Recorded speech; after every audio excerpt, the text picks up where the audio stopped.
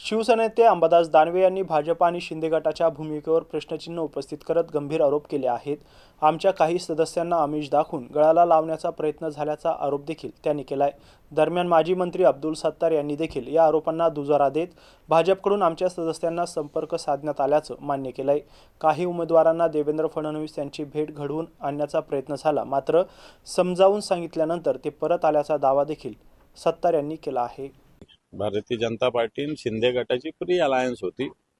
जागा वाटप झालेलं होतं त्यांच्या जिल्ह्यात. जागा वाटप झालेले असतानाही स्वतंत्र ते निवडून लढले आणि निवडून पण आलेले. असं असताना नॅचरली आमच्या मनात असं होतं की भाजपचे 23 आणि शिंदे गटाचे 21 निवडून आलं म्हणजे मेजॉरिटी त्यांच्याच बाजूने आहे. आणि जेव्हा मेजॉरिटीच्या बाजूने जातात अपक्ष नॅचरली त्या बाजूने वळत असतात. अपक्ष कशाला इकडे जातील तिकडे जातील कोणाकडे जातील, ज्याच्या बाजून सत्ता ना त्याच्या बाजूला अपक्ष चुकत असतात. आणि त्यामुळं मला असं वाटतं नॅचरली आमचे 9 वगळले तर सगळे सत्तेच्या बाजूने राहणारे लोक होते. म्हणजे 63 पैकी 54 लोक एका बाजूने होते. असं असताना दोन्ही पक्षाच्या भूमिका संशयास्पद आहे. दोघांना एकमेकाची आडवान एकमेकाची चिरवा असं करणे. आमच्याशी संपर्क केला दोन्ही पक्षांनी केला, परंतु मला असं वाटतं जे घाणेरडा प्रकार विशेषतः भारतीय जनता पार्टीनं या निवडणुकीत केला की सदस्यांना भेटणं, कोणीतरी जाऊन येणं, त्याच्या घरी नोटाच्या बॅगा घेऊन जाणं, असा प्रकार या निवडणुकीत झाला मी कबूल करतो.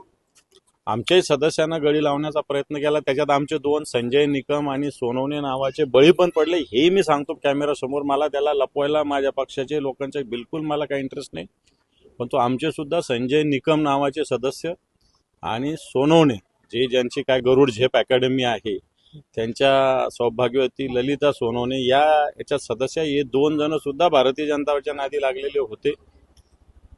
आणि म्हणून ठीक आहे, त्यांनी मतदान नाही केलं, पक्षाचा आदेशाचा त्यांनी आदर केला, पण हे 2 लोक भारतीय जनता पार्टी सोबत होते. शिवसेना आमच्या सोबत ते नव्हते, हे मी कबूल करतो. परंतु हे सगळं घडलं. मी या 2 लोकांना दोष देत नाही, मी दोष देतो भारतीय जनता पार्टीला.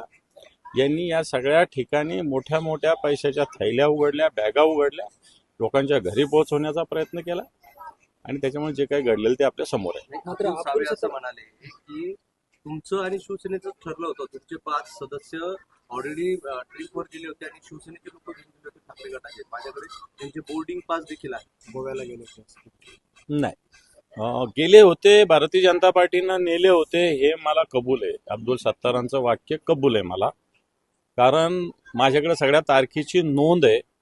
5 जण आमचे भारतीय जनता पार्टीच्या काही नेत्यांसोबत देवेंद्रजी फडणवीस यांना भेटण्यासाठी इथून निघाले होते. अर्धा प्रवास त्यांनी केला होता. ज्यावेळेस मला ही घटना कळाली त्यानंतर मी त्याच्यातल्या काही लोकांशी संपर्क केला, शिवसेनेच्या पद्धतीनं त्यांना समजावलं, ते वापस आले.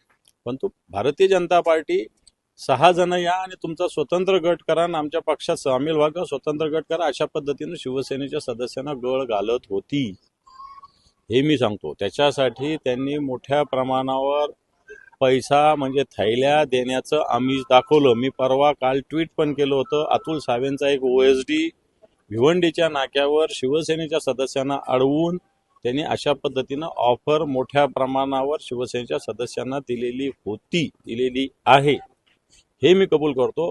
परंतु अब्दुल सत्तार यांनी जे सांगितलं 5 सदस्य 100% गेले होते, परंतु हे वापस सुद्धा आले. परंतु भारतीय जनता पार्टीने शेवटपर्यंत असा प्रयत्न केलेला. त्याच्यात 2 लोक संजय निकम आणि सौभाग्यवती ललिता सुरेश सोनवणे हे यांनी या पद्धतीनं प्रयत्न केलेला आहे.